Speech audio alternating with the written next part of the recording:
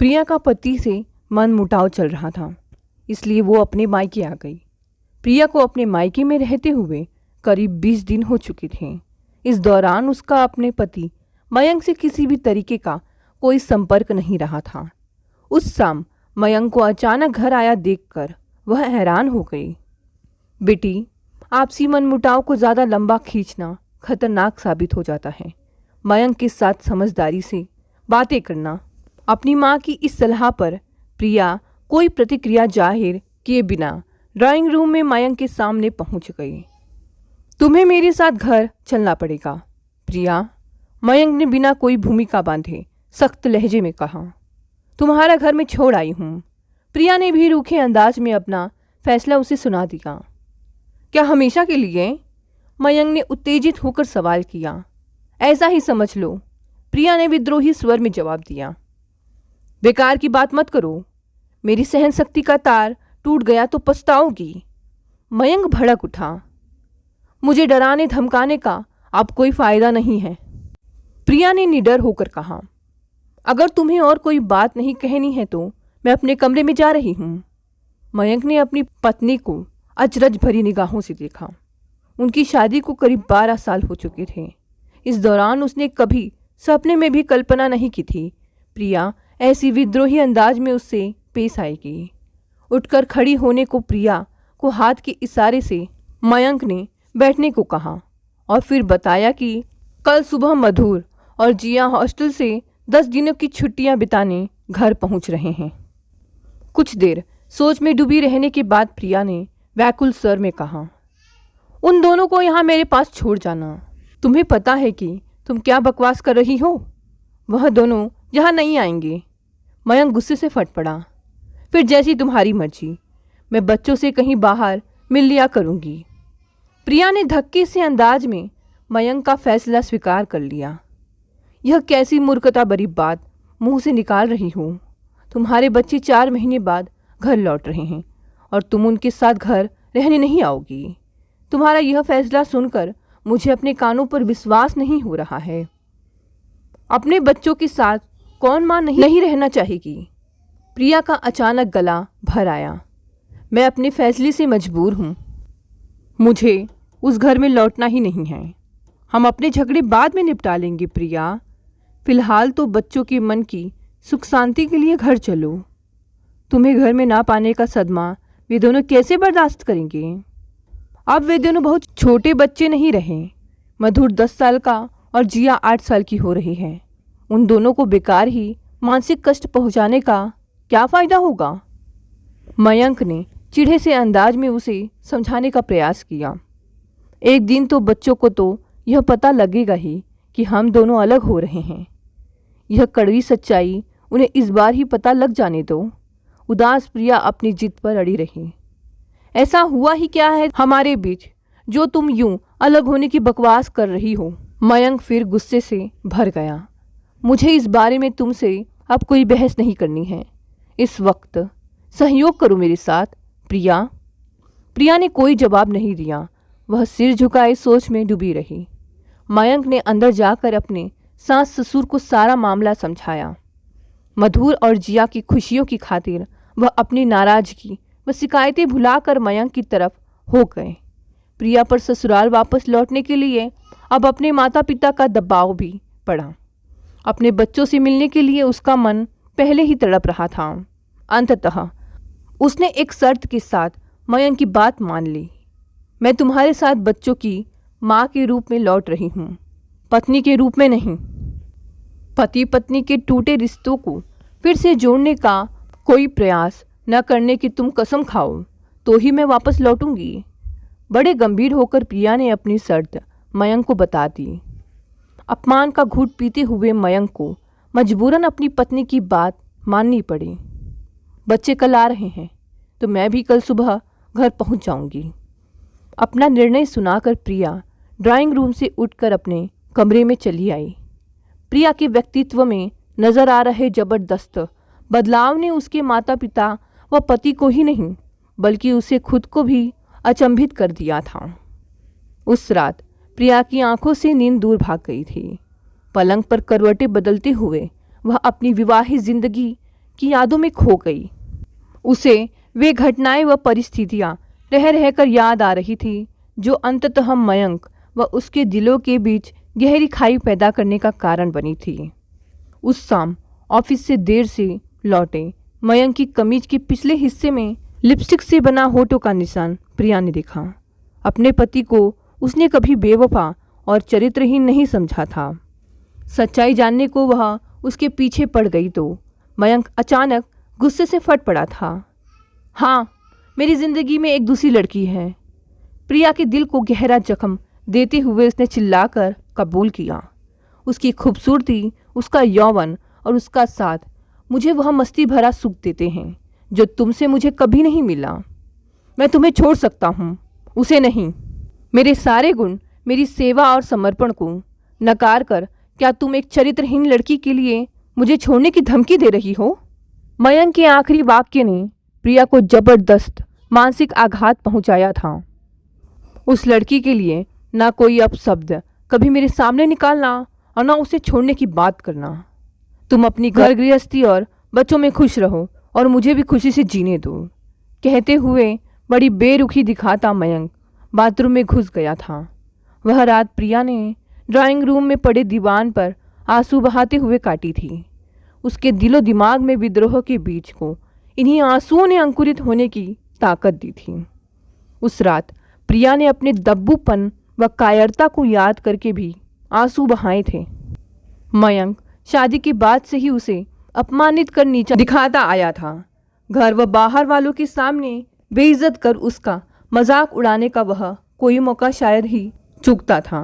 प्रिया के सुंदर नैन नक्श की तारीफ नहीं बल्कि उसके सांवले रंग का रोना वह अक्सर जान पहचान वालों के सामने रोता।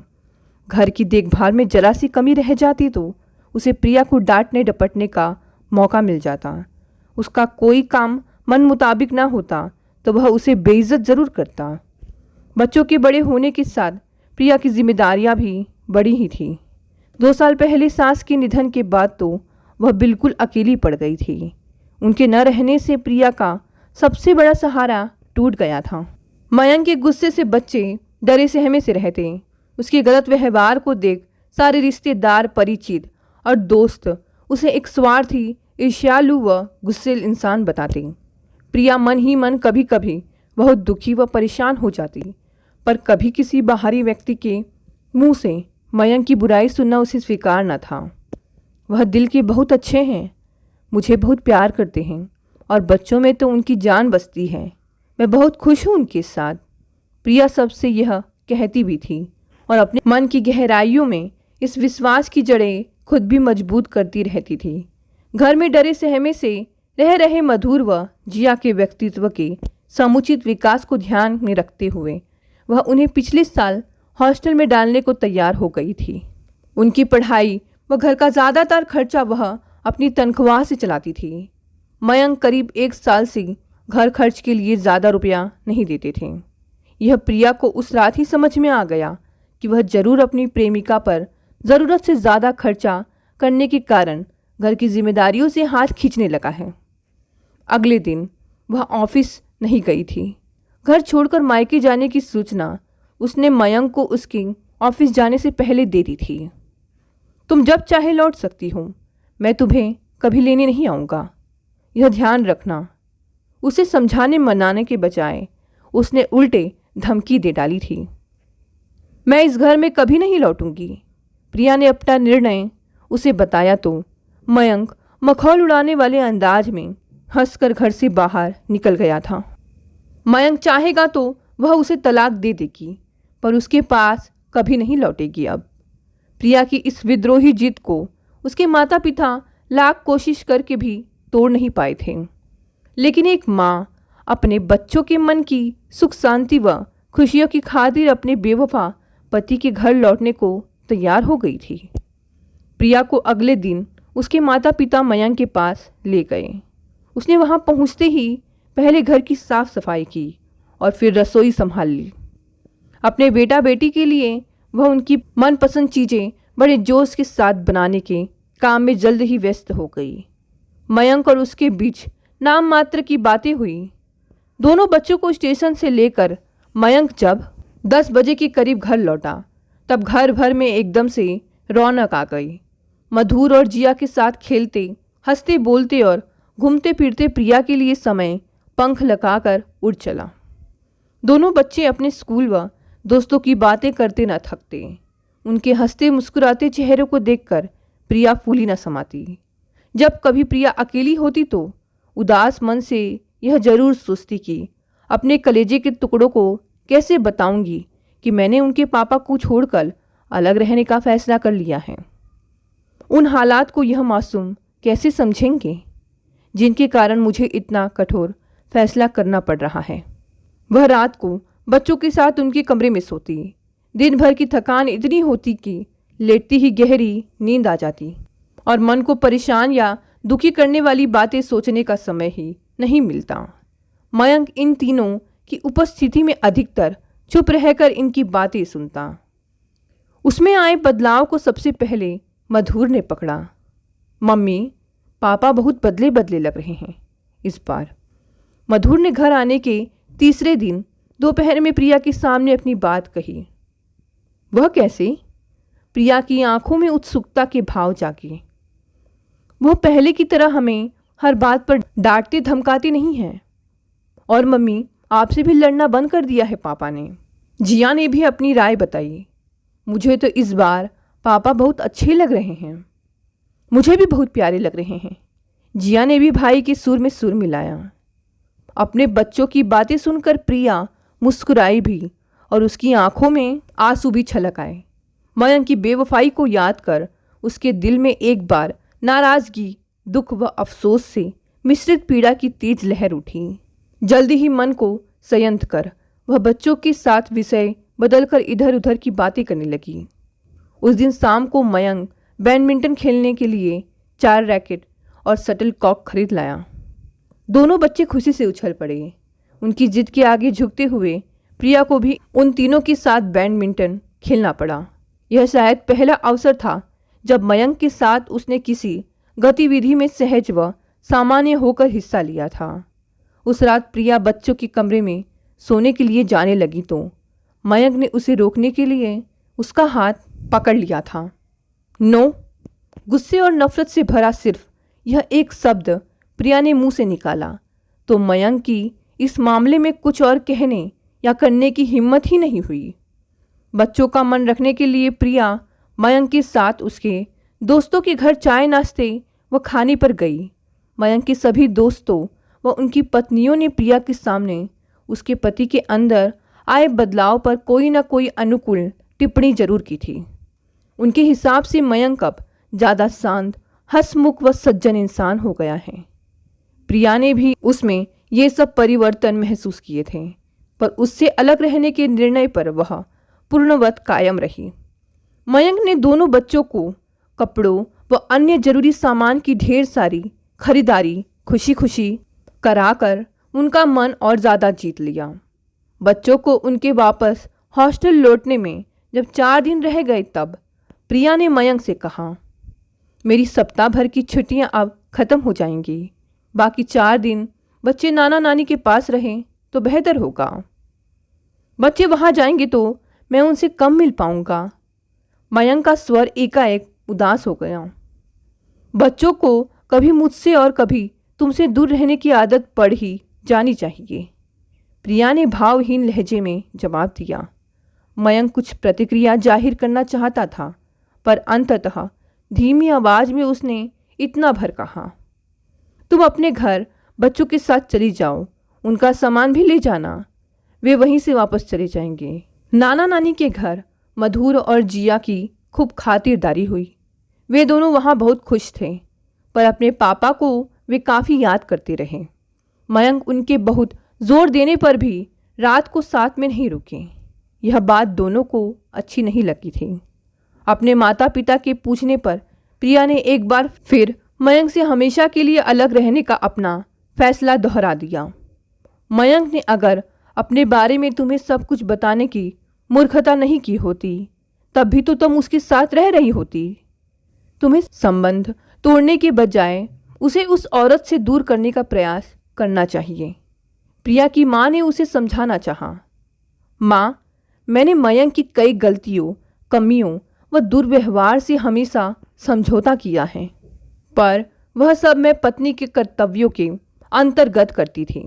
उनकी ज़िंदगी में दूसरी औरत आ जाने के बाद मुझ पर अच्छी बीवी के कर्तव्यों को निभाते रहने के लिए दबाव न डालें। मुझे मयंक के साथ नहीं रहना है, प्रिया ने कठोर लहजे में अपना फैसला सुना दिया था। अगले दिन बच्चे अपने पापा का इंतज़ार करते रहे, पर वह उनसे मिलने नहीं आए। इस कारण वे दोनों बहुत परेशान और उदास से हो गए थे। प्रिया को मयंक की ऐसी बेरुखी व लापरवाही पर बहुत गुस्सा आया था।